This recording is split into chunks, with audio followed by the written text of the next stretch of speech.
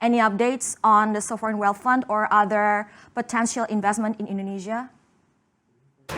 Yeah, Paulo Hood and I had a very good series of meetings, and we spent 3 days in Indonesia, in Jakarta. We went to Badung as well.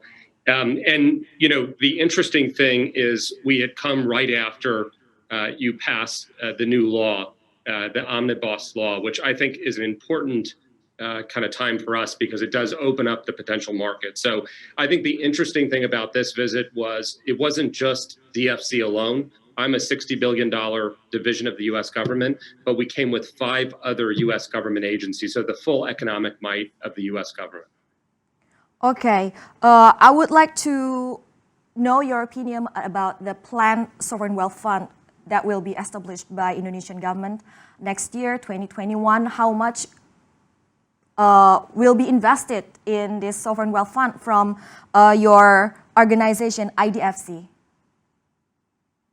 So we haven't planned the specific amount, but we've been working very closely, us, the Japanese, through JBIC, Singapore, through GIC, UAE, the Emiratis, through ADIA. We've been working together very closely with Paulo Hood and then Indonesians to set up the circumstances. So the idea is, and if you think about Indonesia, there is such a fantastic opportunity for the private market to get involved. And I know just from the United States, before we came into Indonesia, we had hundreds of companies in the United States that have said, this is a market that we really want to get involved with, but it's been really difficult to do business.